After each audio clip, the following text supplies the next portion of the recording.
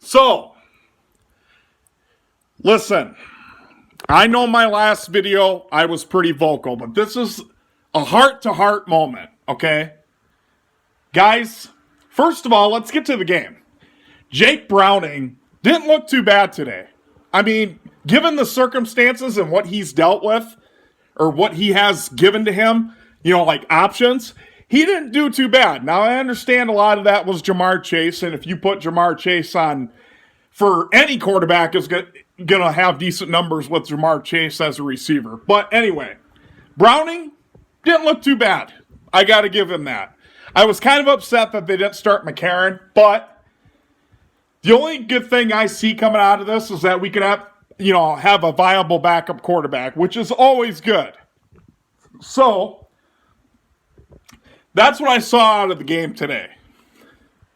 But again, you got to understand, Browning, just because it's Jake Browning or Joe Burrow or A.J. McCarron for that matter, it's going to be the same thing. They have no defense and no offensive line until it gets fixed. So that's my comments on the game. So,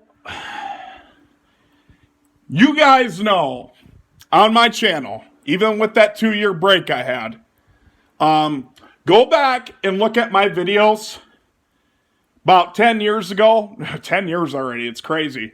10 years, 9 years ago, 8 years ago, whatever. When I was talking about football, listen to how passionate I was about my team and how excited. It was like a little kid in a candy store on Christmas Eve. You know what I'm saying? That the dad said, "Here, buddy. Here, Billy, pick out anything you want. It's on the house.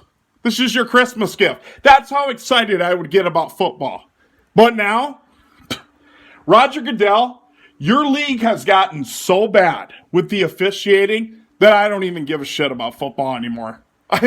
I don't.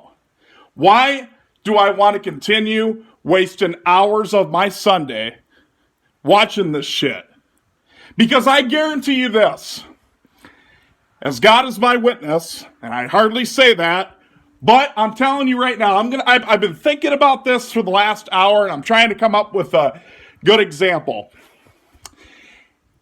If the Detroit Lions, hypothetically speaking, let's just use your imagination.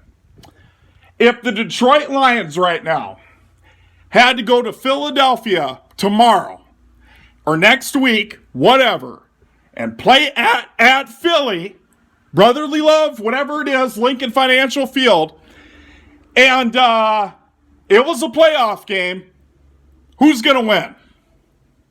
You already know the answer. And if you don't know the answer, then I feel sorry for you. It's going to be Philly. You know why? Because they're the favorites. And that's who Vegas says is going to win. There's going to be money involved. There's going to be, politics involved or whatever. And Detroit is simply not the favorite. In a game like that, you already know Philadelphia is going to win. You know it. Because you can't beat the referees.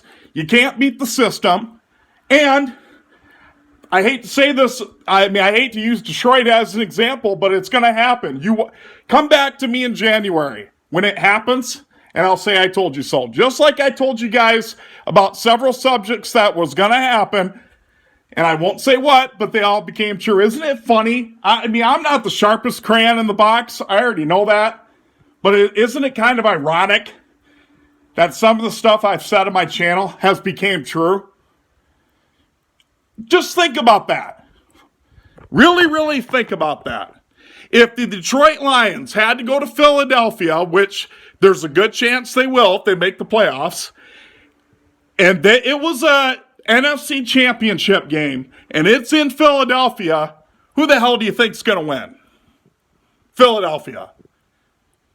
That's just the way it is. Detroit, I'm sorry, you don't got a shot in hell. You know why? Because you're not the favorites. And the bookies have their number against you, and it's obvious, first of all, the NFL's in love with Patrick Mahomes, so anybody that plays the Chiefs is fucked. So we already know that, as evident last year. And, yeah, That's just the way it's going to be. So what are your options? Do you continue torturing yourself watching that? Or do you say, you know what? I'm going to find better things to do on a Sunday afternoon. I am not saying that I'm going to give up on the Bengals. That's not what I'm saying. What I'm saying is, I've seen this movie over and over again. I already know what's going to happen. It's either going to be Kansas City or it's going to be Philadelphia. And yes, are they good teams? Absolutely. I'm not saying Philadelphia's a bad team. I'm not saying Kansas City's a bad team. No, they're talented quarterbacks, but when it comes time to call that penalty, what do you think it's going to happen? Just saying. Something to think about. And because of that, I don't give a shit about football no more. I could care less. I love the Bengals, yeah. But what good does it do if the referees decide games? What good does it do? Just wasting my time. I might as well sit in a corner and watch paint dry. You're going to laugh at this one, guys. I get more excited turning my PlayStation on and playing Farming Simulator than I do watching a football game anymore. And that's why. So, I want you to think about that, guys. And that was just an example, but I'm just telling you, you watch. It's already starting. You watch when the playoffs come around. You watch all the bullshit that goes on. You know, this really started, in my opinion, back in Super Bowl 40.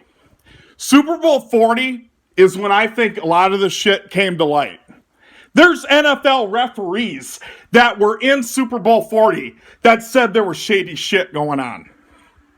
Look it up. So I'm just saying. It's always been about politics. It's always been about money.